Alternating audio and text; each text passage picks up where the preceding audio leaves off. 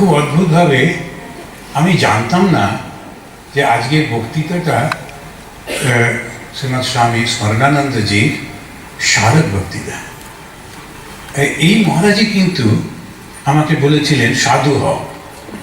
তখন গ্র্যাজুয়েশন করে ইউনিভার্সিটিতে ঢুকে পড়াশোনা করব কি করব না এসব চলছে নানা রকম, মনের মধ্যে পূর্বজন্মের সংস্কার জেগে উঠেছে, সারাক্ষণ দক্ষিণেশ্বর যেতে ইচ্ছা করে, আর সাধুদের সব পাঠটা শুনতে ইচ্ছা করে, সব এই সংস্কার যে হঠাৎ করে আনন্দবাজারে দেখলাম যে স্বামী বিবেকানন্দের কাজের জন্যে যুবক যুবতীদের আহ্বান করা হয়েছে। তো আমি ভাবলাম যে এটা নিশ্চয়ই বেলুড় মঠের ব্যাপার। তো ওই কাগজের টুকরোটা নিয়ে চলে গেলাম বেলুড় মঠে। এখন যেটা মিউজিয়াম হয়েছে মন্দিরের ঠিক উল্টো দিকে, ওটাই ছিল মিশন অফিস। তো সেখানে কাঁচের মধ্যে দিয়ে দেখলাম একজন মহারাজ বসে বসে বিরাট একটা খাতা লিখছেন অ্যাকাউন্টসে। তো ওরা যে কথা বলেন না সেটা আমি কী করে জানবো? তো আমি জানলায় টুকটুক করছি, আর ওখান থেকে হাঁচি ধরাবার মতো উনি বলছেন আরে একটা কথা জিজ্ঞেস করতে এসছি, তো এ কি সাধু কথা বলছে না। পরে একজন অনেক, আমি তো ছাড়ছি না, আমি কটকট করেই চলেছি। তো একজন বেরিয়ে এসে বললেন যে ইংলিশে জিজ্ঞেস করলেন কি চাই। তো আমি বললাম যে আমি এটা রামকৃষ্ণ এখানেতে এই স্বামী বিবেকানন্দের কাজের জন্যে কি করা যায় এরকম একটা অ্যাডভার্টাইজমেন্ট বেরিয়েছে, তাতে আমি আসতে চাই। ওরা দেখে বললেন না, এটা তো হচ্ছে বিবেকানন্দ কেন্দ্রের অ্যাডভার্টাইজমেন্ট। তো বিবেকানন্দ কেন্দ্র যেটা আমাদের এখন ওদের হেডকোয়ার্টার্স হচ্ছে যে কী বলে আমাদের কন্যাকুমারীতে, ওটা আমাদের না। তাই আমি বললাম ও আচ্ছা, তাহলে কি করা? তখন উনি বললেন তুমি কাজ করো, অদ্বৈত আশ্রম আছে এন্টালিতে, ওখানে একজন সাধু আছেন, ওদের সঙ্গে খুব যোগাযোগ ওনার, ওর কাছে চলে যাও। তখন আমি একদিন খুঁজে খুঁজে অদ্বৈত আশ্রমে গেলাম। একটা ছোট্ট বসার ঘরে মহারাজ এসে বসলেন, তখন ওখানকার ম্যানেজার। তখন উনি আমাকে বললেন কি চাই। তাই বললাম স্বামী বিবেকানন্দের জন্য কাজ করতে চাই। বিবেকানন্দ আমার ছোটোবেলা থেকে আমারই খুব আদর্শ, বিবেকানন্দের মতো হব বলে বক্সিং টক্সিংও করতাম। যে বিবেকানন্দ বক্সিং শিখতেন, আমিও দু একদিন শিখেছিলাম। তারপরে এই করে টোরে তখন উনি বললেন যে দেখো ওরা যে করছে, ওরা হচ্ছে গৃহস্থভাবে স্বামী বিবেকানন্দের কাজটা করছে, আর আমরা সন্ন্যাসী হয়ে বিবেকানন্দের আদর্শটাকে পালন করছি। তা তুমি কোনটা চাও? তা আমি বললাম যে না, তাহলে আমি সন্ন্যাসী হব। তো বললেন যে তাহলে ঠিক আছে, তাহলে তুমি এক কাজ করো, যোগাযোগ রাখো ইত্যাদি, তুমি সাধু হতে পারবে। মহারাজকে আমি মাঝে মাঝে স্মরণ করিয়ে দিতাম, মহারাজ মনে আছে তো আপনি সাধু হতে বলেছিলেন, এখন আমি ভালো সাধু হব কি না এটা আপনার দায়িত্ব, আপনার ইন্সপিরেশনে। খুব মজা হতো ওনাকে নিয়ে, সুন্দর কথা বলতেন। মহারাজের কথা খুব মনে পড়ছে। আমার খুব ভালো লাগছে আপনাদের এখানে যে সুযোগ পেয়ে স্বামী নিত্যমুক্তানন্দজি উনি যেই শুনলেন, বলে মায়ের বাড়ি আসছো তো, আমি বললাম প্রসাদ পেতে, বলে তাহলে একটু বক্তৃতাও দিও। তা এখন না বলা যায় না।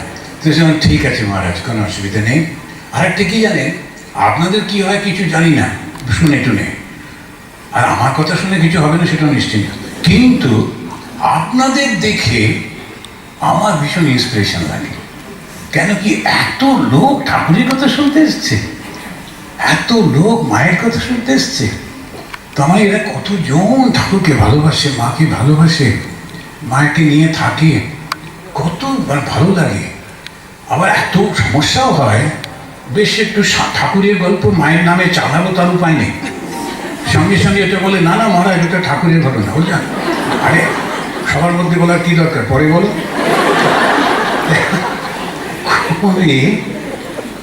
এরকম ভীষণ ভালো পড়াশোনা করছেন, ঠাকুরের নেমে মাকে নিয়ে এত পড়াশোনা করছেন, আর এই পরিবর্তনটা আসছে, দুর্দান্ত একটা পরিবর্তন আসছে। স্বামী বিবেকানন্দ যে বলেছিলেন না যে শ্রীরামকৃষ্ণের জন্মের সঙ্গে সঙ্গে এই নতুন যুগের কি কোনটা যুগ, সত্য যুগের সূচনা হচ্ছে। এই চারটিখানি কথা, আমরা সত্য যুগের সূচনায় আমরা প্রথম চলেছি, আশারিং দ্য পাথ অফ দ্য সত্য যুগ, আমরা সত্য যুগের সেই পথে নিয়ে চলেছি। ভাগবতে পড়ছিলাম যখন সমস্যা হচ্ছে, কলিযুগ এসে যাচ্ছে, সবাই ছোটাছুটি করছে, ঋষিরা বুঝতে পারছে পরিবর্তন হয়ে যাচ্ছে, তখন সবাই কৃষ্ণের কাছে এসে বলছে তুমি চলে গেলে কি হবে, তুমি গেলেই তো কলি ঢুকবে, সে তো হবেই, ওটাই তো নিয়মের মধ্যে আছে, তখন কি করা?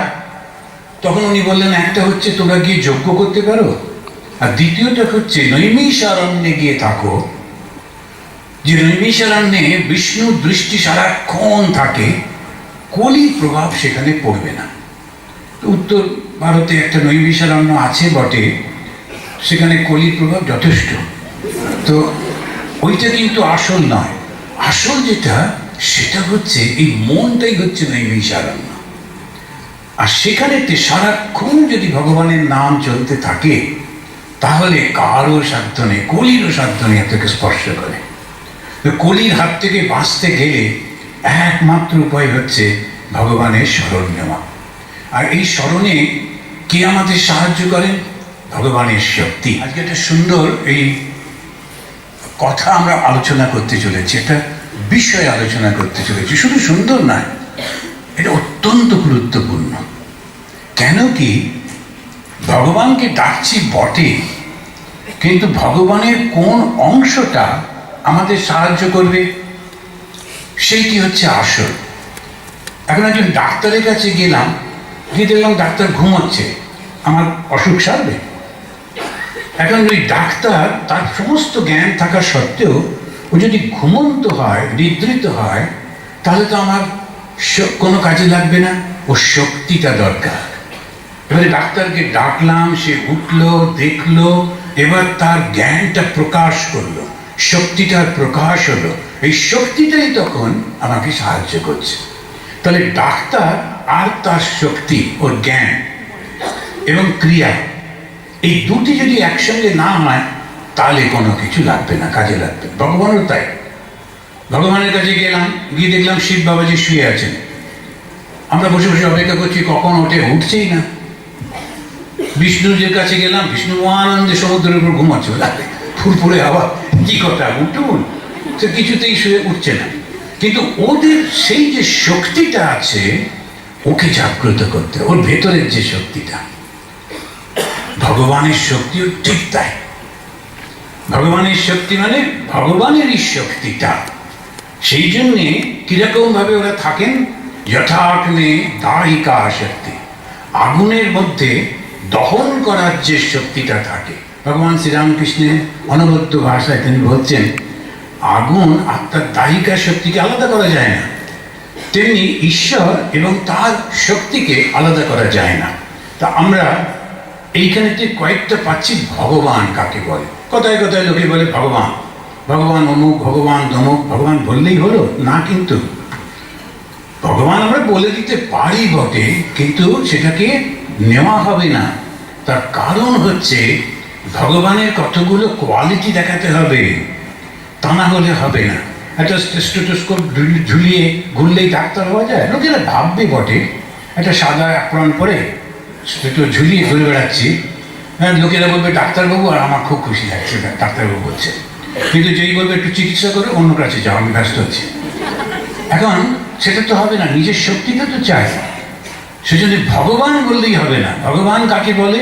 উৎপত্তিং চ বিনাশং চ ভূতানাম অগতিং গতিং ব্যক্তি বিদ্যাম অবিদ্যাং চ। এই এতগুলো গুণ থাকতে হবে মানুষটার মধ্যে, ওই লোকটির মধ্যে, তবে তাকে ভগবান বলা যাবে। কথায় কথায় ভগবান বলা যায় না, যে যাকে পারলো একটু ভগবান বলে দিল, কিন্তু ভগবান সেটা নয়। আমাদের শাস্ত্র সমস্ত ডেফিনেশন দিয়েছে, এই কোয়ালিটিগুলো থাকতে হবে, এই কোয়ালিটিগুলো থাকলে তবে তুমি সেইটা হবে। এখন ধরা পড়ছে কিছু কিছু পরীক্ষা দিয়ে না দিয়ে এরকম কিসব সার্টিফিকেট নিয়ে টিচার, এবারে ধরেছে এই তুমি টিচারই কবে থেকে করলে? বলে আগে সার্টিফিকেটটা আমার আছে। বলে কি স্কুলটা তো নেই? বলে সে উঠে গেছে, আমি কি করবো, কিন্তু সার্টিফিকেটটা আমার আছে। এরকম করলে তো হবে না, উৎপত্তি এবং বিনাশটা জানতে হবে। আর উৎপত্তি বিনাশ জানা কি চারটিখানি কথা? উৎপত্তিং চ বিনাশং চ ভূতানাম অগতিং গতিং। এবং এই সমস্ত প্রাণীদের গতিটা কি হবে, কোন দিকে যাচ্ছে সমস্ত কিছু তার নখদর্পণে। ভগবান শ্রীরামকৃষ্ণ। আমি কখনো শ্রীরামকৃষ্ণ বলতে পারি না, ভগবান শ্রীরামকৃষ্ণ। কেন কি শ্রীরামকৃষ্ণ লক্ষ্য করে দেখেছেন কথামৃতে যখনই তার সঙ্গে আলো পরিচয় হচ্ছে মাস্টারমশাই সঙ্গে সঙ্গে বলছেন যে তোমাকে আমি চৈতন্য দেবের সঙ্গে দেখেছিলাম। এক কথা বলে দিচ্ছেন যেন কিছুই না। আমরা ওটা পড়ে ফেললাম গড়গড় করে, মহারাজ কথামৃত পড়া হয়ে গেছে, এরপরে কোনটা পড়বো? এই কথামৃত পড়া হয়ে গেছে মানে কি? প্রথম তো ভগবানের লক্ষণটা দেখো। ভগবান দেখা মাত্রই বলছেন তোমার মধ্যে ভালো লক্ষণ আছে, তুমি চৈতন্য। তার থেকে 400 বছর আগে চৈতন্য মহাপ্রভু ঠাকুর দেখলেন কি করে? কেননা তিনি ভগবান বলে। উৎপত্তিম চ বিনাশম চ ভূতানাম অগতিম গতি, কথায় কথায় বলে দিচ্ছেন। নরেন্দ্রনাথ 17-18 বছরের ছেলে এসে ঢুকলো, উনি উঠে দাঁড়িয়ে এত সুন্দর করে সব বলছেন। নরেন্দ্রনাথই বলছেন মশাই এত বলবেন না, লোকে কি বলবে? আমি দেখতে পাচ্ছি তো তোমাকে, তোমার মধ্যে এতগুলো সূর্য জ্বলছে, 18টা সূর্য, এত শক্তি, সমস্ত দুনিয়া কেঁপে যাবে।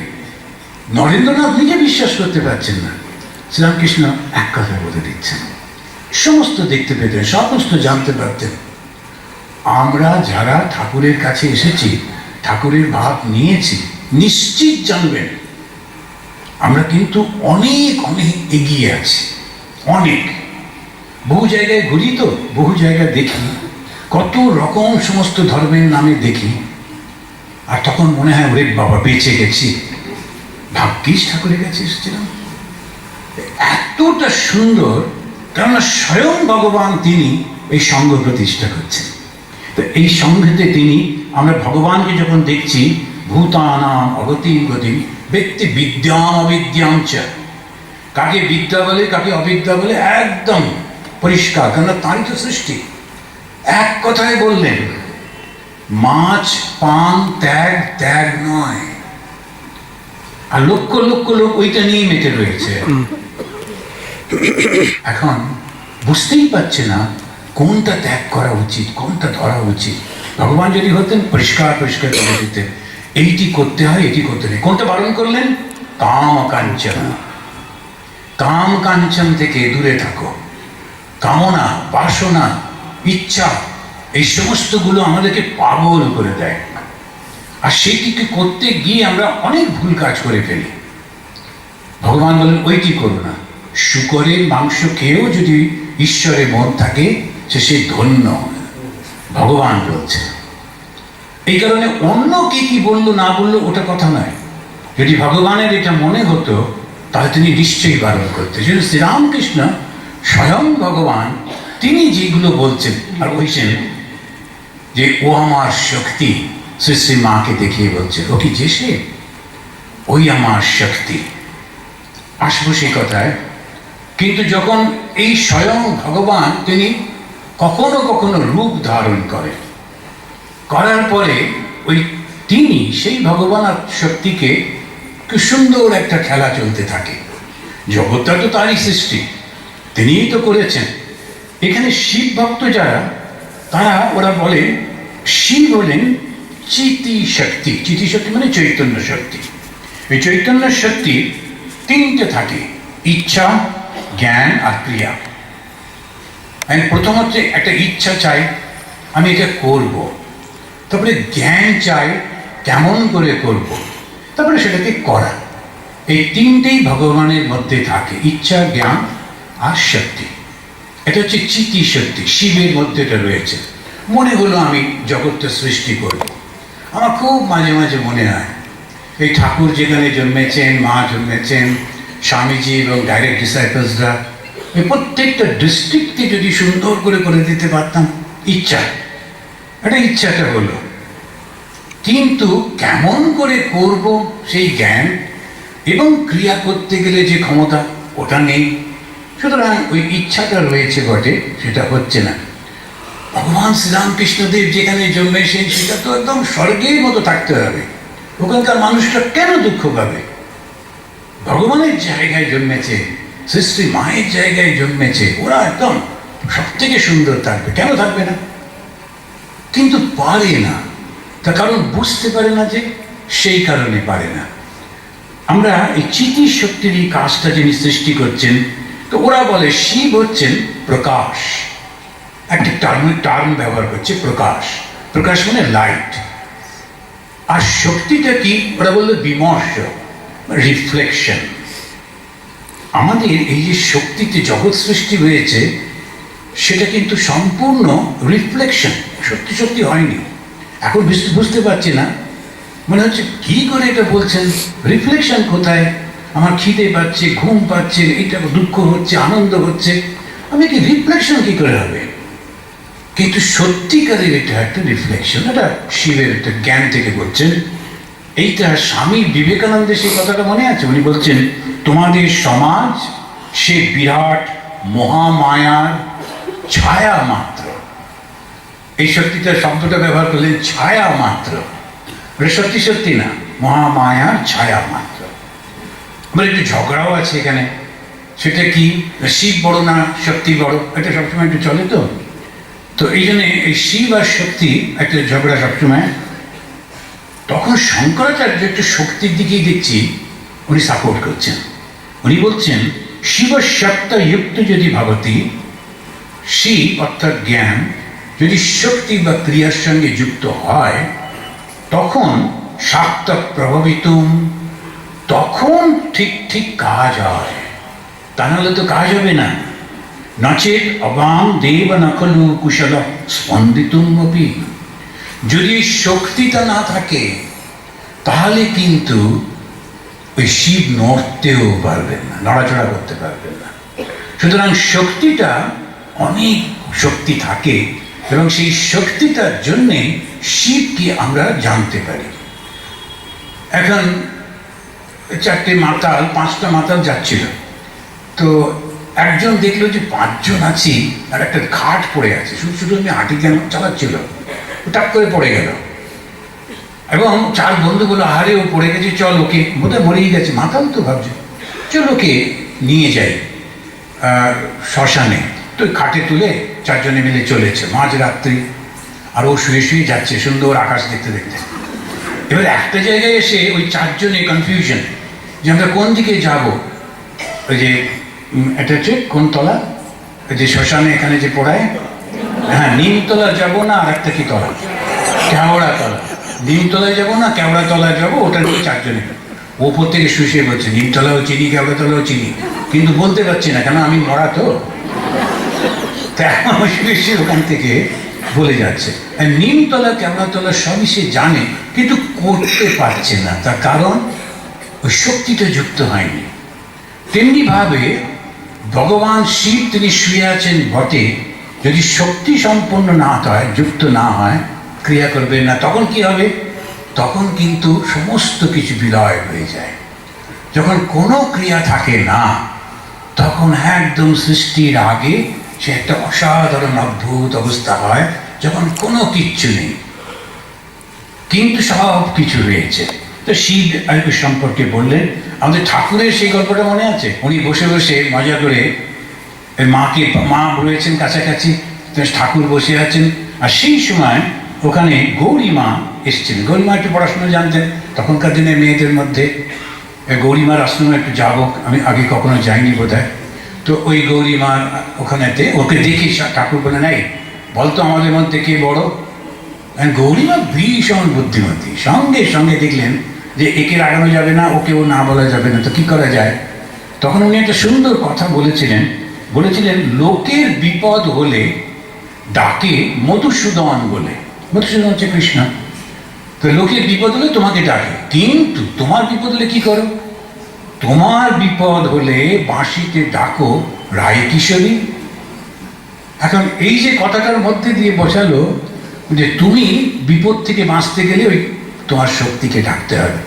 বিষ্ণুর কান থেকে 2টো বদমাইশ বেরিয়েছিল, বেরিয়ে তারা যেমন দুষ্টুদের হয়, কান থেকে বেরিয়ে বোঝায় আমরা জলের মধ্যে দাঁড়িয়ে আছি, আর ওইটা একটা উপরে বসে কি করছে, বিড়বিড় করছে, ওটা কিন্তু ব্রহ্মা বসে সে জপ করছিল। ওরকম বেশ সুন্দর সূর্য জায়গায় বসে আছে, চলো ওকে মারি। ব্রহ্মা বলতে, না রে, এটা কি কথা, ওরা আমাকে মারতে আসছে, কে বাঁচাবে? আর ব্রহ্মা তো জ্ঞানী লোক, তো লড়াই টড়াই করতে পারেন না।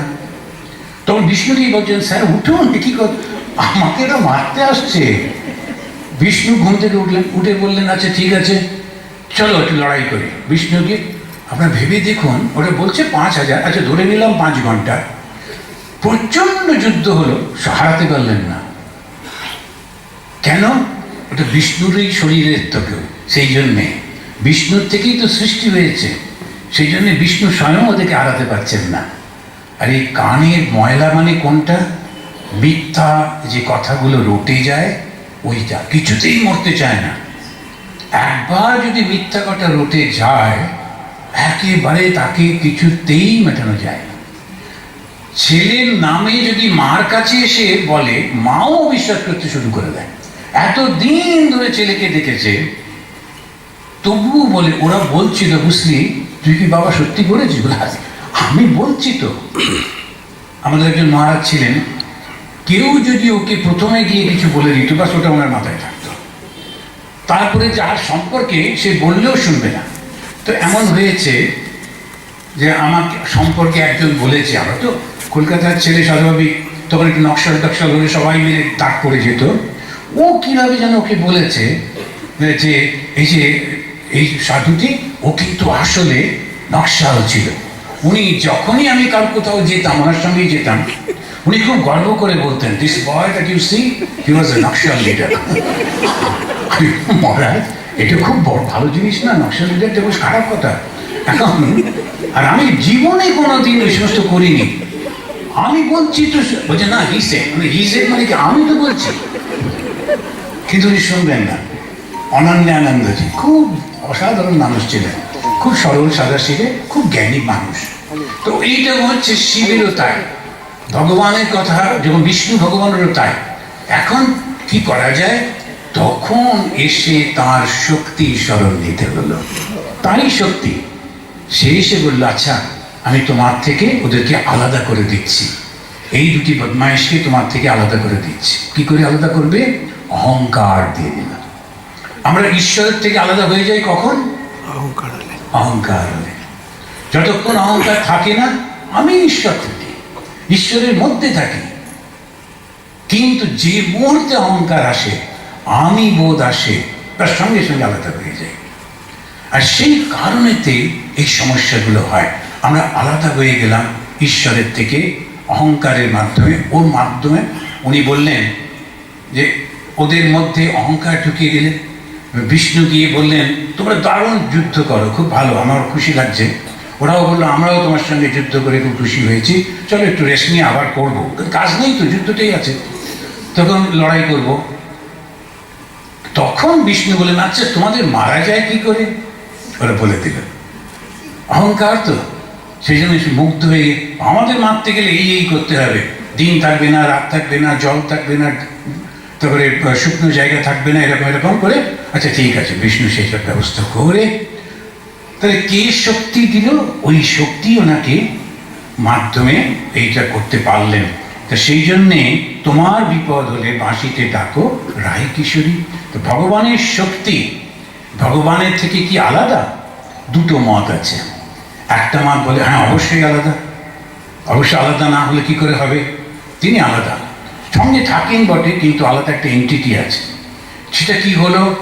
ওই শিবের সঙ্গে বিয়ে হয়েছে পার্বতী, পার্বতী এবারে বাবার বাড়িতে যাবেন, বাবার ওখানে বিরাট বড় একটা অনুষ্ঠান হচ্ছে, কিন্তু শিব বললেন, ওরা আমাকে ডাকেনি, তুমি যেও না। তখন এই শুনছে না, তখন শিব তো পতি, স্বামী, তো স্বামীরা একটু হইচই করে, গলায় একটু জোর বেশি, তখন খুব করে জোরে বলেছে, না তুমি যাবে না।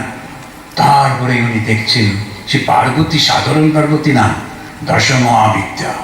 এবার শিব ওসব দেখে শুনে ভেবেছিলেন স্বামীরা যেই দেখে যে ঝগড়া টগড়া হচ্ছে, টুক করে বাইরে চলে গিয়ে এক কাপ চা খেয়ে আসে। ততক্ষণে ওই চা খেতেই বোধহয় শিব টার্ন করেছিলেন, করেই দেখছেন সামনে দাঁড়িয়ে আছেন ভয়ঙ্কর কালী। এমন ভয়ঙ্কর মূর্তি দেখে শিবই ভয় পেয়ে গেছেন। তা শিবকে কলন করেছিলেন, থামিয়েছিলেন বলে কালী, এই দশমহাবিদ্যা। তিনি বলছেন, ভয় পেও না, আমার তোমারই শক্তি, কিন্তু আমরা আলাদা।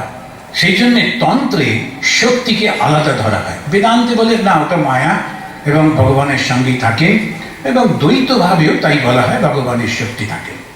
এবারে আমরা দেখছি যে কৃষ্ণের ভক্তরা বলছেন যে রাধা কৃষ্ণ প্রণয়া বিকৃতি ক্লাদিনী শক্তি অস্মাত্ত একাত্মন। এটাতে আমরা চৈতন্য চরিতামৃতের 5 নম্বর শ্লোকে একদম প্রথম দিকেই বলছেন রাধা আর কৃষ্ণ এদের যে ভালোবাসাটা সেইটাই ক্লাদিনী শক্তি। শক্তির কথা আলোচনা হচ্ছে। শক্তি কিরকম? একটা হচ্ছে আনন্দের শক্তি। ছোট্ট শিশু, আমি প্লেনে আসতে আসতে দেখছিলাম, তো এখন ওই যে ইকোনমি ক্লাসে একটু গাদাগাদি হয়ে বসতে হয়, ঘুমানোর যোগ নেই, কোনো উপায় নেই, পা টন করছে, করবেনটা কি? এদিক ওদিক করতে করতে দেখলাম একটা ছোট বাচ্চা ওর বাবার সঙ্গে খেলা করছে। আমি তখন ওটাতেই কনসেন্ট্রেট করলাম, দেখি কি করে। তো এই বাচ্চাটা দেখছি ওর বাবা চশমাটা নিয়ে ফেলে দিচ্ছে, চোখে আঙুল দিচ্ছে, খেলছে, কিন্তু আনন্দের জন্য বাবা ওকে কিচ্ছুটি বলছেন না। ওটা যদি আমি করতে যেতাম কি কাণ্ডটা হতো। এখন এই ক্লাদিনী শক্তি হচ্ছে ভালোবাসার শক্তি। এখন যাকে ভালোবাসি সে একটু যা করে না কেন ভালো লাগছে।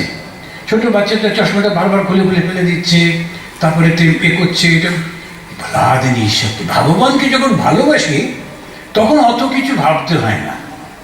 কিরকম একটা উদাহরণ দেখুন। শ্রী শ্রী মা তিনি একটা জায়গায় রান্না করেছেন, ঠাকুরকে ভোগ দেবেন, কিন্তু এই হাঁড়িটা তুলতে গিয়ে তলাটা খসে পড়ে গেল, মাটির উপরে পড়ে গেল ভাত।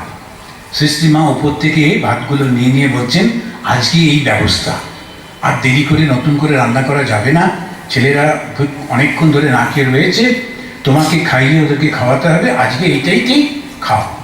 ঠাকুরকে এত ভালোবাসেন, মাটিতে পড়ে যাওয়া ভাতও তুলে নিয়ে খাওয়াচ্ছেন। এটা মার পক্ষে সম্ভব। কেন? ক্লাদিনী শক্তি, ভালোবাসার শক্তি। এখন অনেক সময় আমরা যখন খুব ভালোবাসি, তোর সঙ্গে আর কথা বলবো না বলে বন্ধুদের মধ্যে অনেক সময় হয়, কথা বলবো না, বললো বা না বললো কি আসে, কিন্তু তাতে ভীষণ কষ্ট লাগে। এই কি কথা, কেন কথা বলবে না বলে অনেক রকম। এখন এই ভালোবাসার শক্তিটা, ভগবানকে যখন আমরা ভালোবাসি, when we love God and love in such a way that we can do anything. আমি ইংরেজি বলছি কেন বুঝেছেন আপনারা। এখন এই যে যখনই ক্লাদিনী শক্তি আসে, এই ক্লাদিনী শক্তি ব্যাপারটা একটু অন্য রকম হয়। এটাই হচ্ছে ভগবানের আনন্দের রূপ। তো রাধা কৃষ্ণ প্রণয় বিকৃতি ক্লাদিনী শক্তি। এরা কি করে? আনন্দপূর্ণ শক্তি এক হয়ে থাকে। ভগবান শ্রীরামকৃষ্ণ শ্রী মা সম্পর্কে বলছেন ওকে আর আমাকে এক বলে জানবে, আমরা কেউ আলাদা নই।